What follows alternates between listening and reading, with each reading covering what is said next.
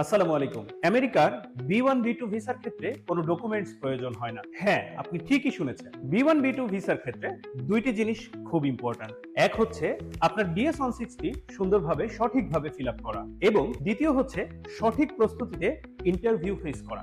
DS-160 আপনি যদি ইংরেজিতে মোটামুটি দক্ষতা থাকে তাহলে নিজেই ফিল আপ করতে পারবেন। আর ভিসা ইন্টারভিউ এর প্রস্তুতির জন্য আমরা তো আছি। ইউএস এম্বাসি ফেস করা নিয়ে ফ্রি সেমিনার অ্যারেঞ্জ করতে যাচ্ছি রোমিং এর প্রিমিসেসে।